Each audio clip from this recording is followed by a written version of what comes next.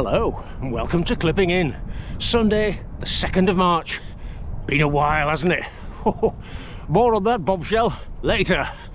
But for now, let's enjoy some nice tranquil pedalling on this wonderful late winter, early spring morning.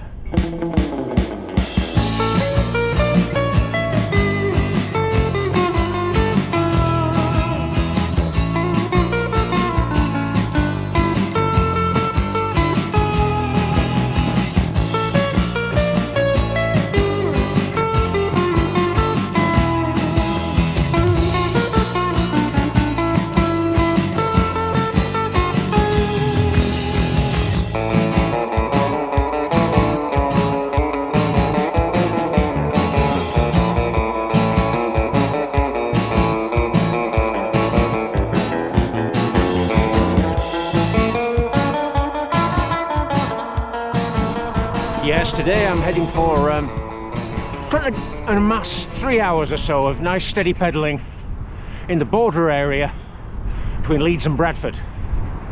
I've got about an hour's pedalling in so far. I'm roughly in the Biley area, but I'm heading now over to the site of a Civil War battle at Adwalton Common, or Adwalton Moor, all the way back to the 17th century. Roundheads versus Cavaliers.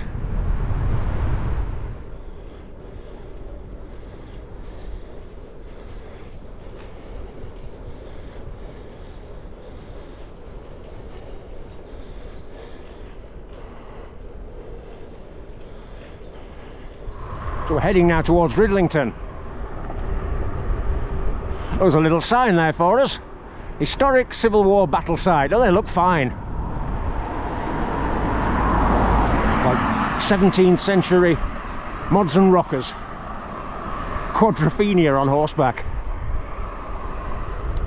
One thing I remember about Ridlington, when I was coming back from Leeds on the bus, late 80s, early 90s, when the bus stopped, you'd always see lots of people in golden lay egg uniforms getting on or off the bus.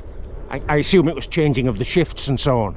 But it was a huge egg processing and packaging plant in this village. And you don't hear of them now. There's a question. Does anyone know what happened to golden lay eggs? One for the Drig locals. So this is Adwalton Moor, Adwalton Common, site of the battlefield, and I'm guessing that little stone, standing stone with the plaque, is some kind of monument. Let's go and have a look. Adwalton Common was one of the big sort of pivotal battles in the early phase of the English Civil War. Essentially a battle to control Wakefield Road and big towns at the time like Bradford and Leeds. I'm hoping this gives us a bit of information. If not, I'll fill you in from what I know. The Battle of Adwalton Moor. Station 2. The Parliamentarian Advance. Oh, there we go. Good story. I'll read it out in case it doesn't come clear. At about 10 AM, the Parliamentary army led by Lord Fairfax clashed with the Royalist vanguard and drove them back over Whisket Hill, the high ground in the distance. Okay. As Lord Fairfax's army reached the crest of the hill, they saw the Royalist army deploying onto Adwalton Moor below them. The Parliamentarians continued to advance through the enclosed fields until they reached the edge of the moor, beyond the first row of houses to your front. Is that other side of the football match, I think, or maybe just over there. You were standing on the Royalist gun line. Good grief. To each side of you would have been bodies of pikemen, and further away regiments of horse. To your front would have been the Royalist musketeers, who had been driven back by the Parliamentarian advance. Please continue to Station 3, so it's a little walk then. Very interesting. Not great for SPD cleats, but interesting all the same. I know that spoiler alert, 1643, the Royalists won it in the end. They essentially outnumbered parliamentarian forces by about 3 to 1. Ah, flying the standard. 1643, the Battle of Adwalton Moor.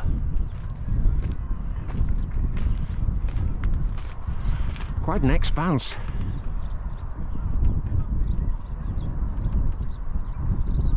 I know that as a fallout after this battle, the Royalists laid siege to Bradford.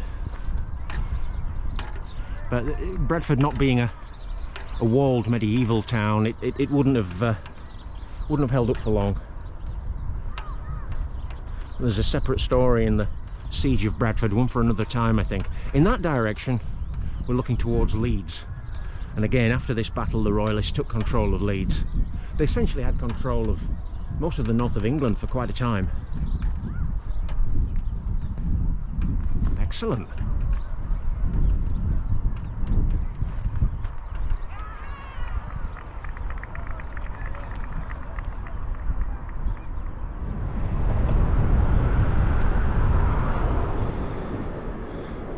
So this is the main A58 Whitehall Road. Not too busy today, Sunday.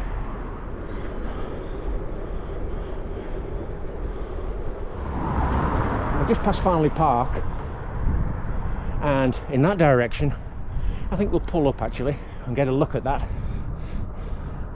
The city of Leeds. So that's a cityscape of Leeds. The skyscraper district over there. And if you look very carefully, if I hold it still, you can see the Leeds University. Parkinson just popping out. It always reminds me of Barnsley Town Hall, but that's the Leeds University one. And then as we pan in this direction, that'll be Wortley. My Leeds geography is not brilliant. And then that direction is roughly back towards Tong village, which I'll be riding later on. Look at those over there, sunlit moors. Not bad, eh? So I mentioned that this is the first video I think for 6 weeks, and there was a spell I went 5 weeks without riding outside at all. I had all kinds of problems with my right hip. People on Strava will have seen that, and long-term viewers will know that I broke my hip, right hip, in 2010. Hello. And dislocated it in 2014, and that was the injury that led to me being off the bike for 7.5 years. So when that starts playing up, ooh, scary times. And I thought at one point 2 or 3 weeks ago that I was looking at just striking off cycling for this year, but thankfully I seem over the last 7-8 days taking it very steady. I've changed my bike position. I've changed my bike really, as you will have seen.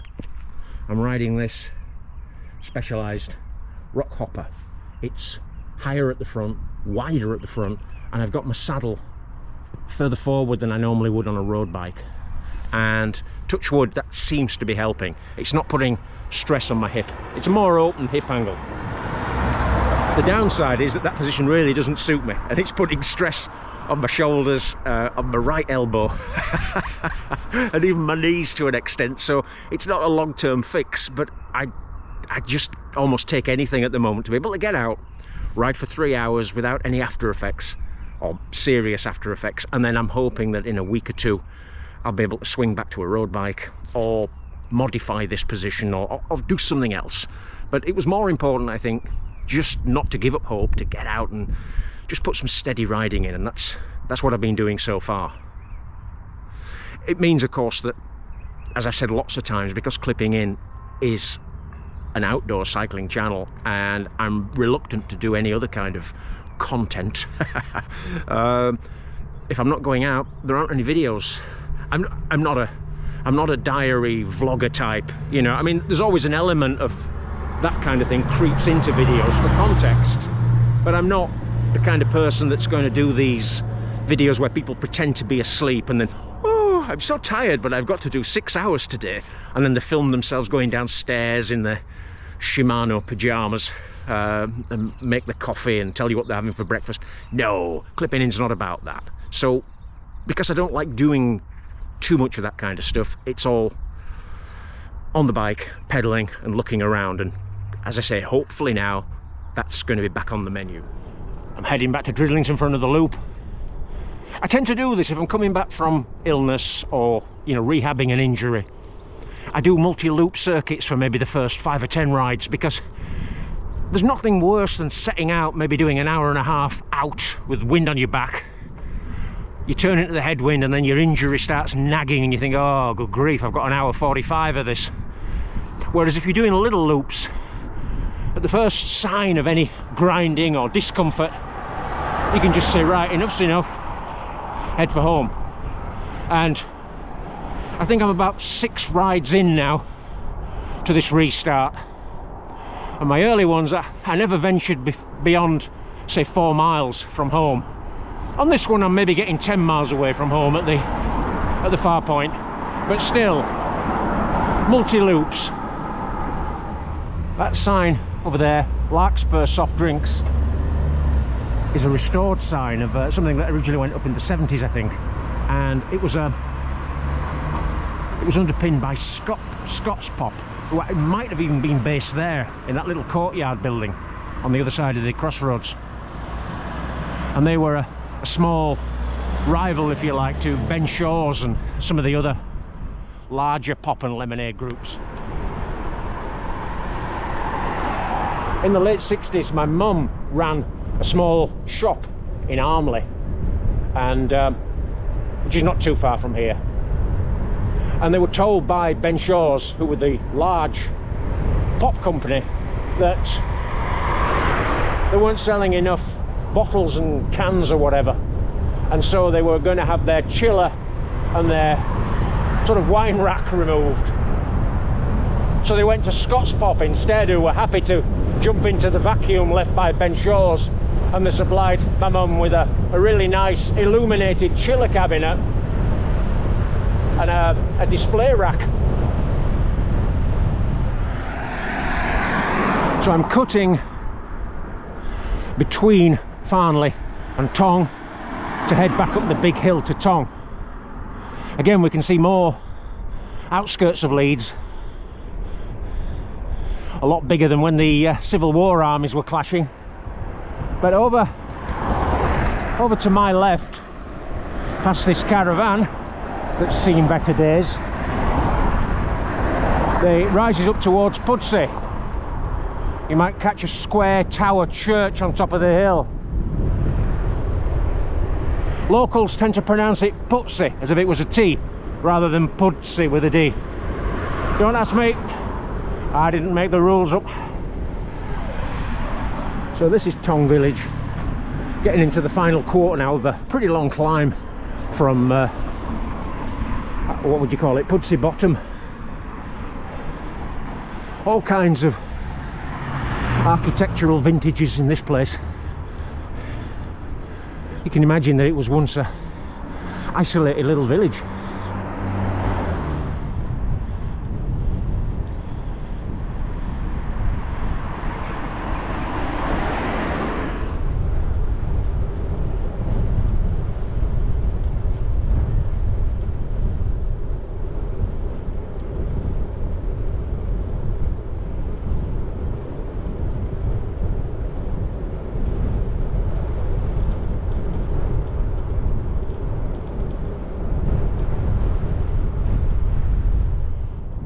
Moor wouldn't be a clipping in video without at least 2 shots of Emily Moor Mass, would it? So I've left East Biley, I'm heading to Oakenshaw, and the last 10-15 minutes uphill to get back home. You know, this, I often say it, I said it with that sub 2 hour series, if you get a little bit inventive, there's all kinds of treasure close to home when it comes to cycling and cycling routes. We're surrounded by social history, landscape, all a lot. And I think this has been a good ride, actually. I'm probably a bit out of practice because, you know, when I'm not on the bike, I don't tend to walk around talking into a GoPro. Not for very long anyway. But hopefully I can edit this into some kind of sense and make a decent video out of it. What I'm hoping, like I say, soon I'll try on a shorter ride a road bike and see how my hip takes to that.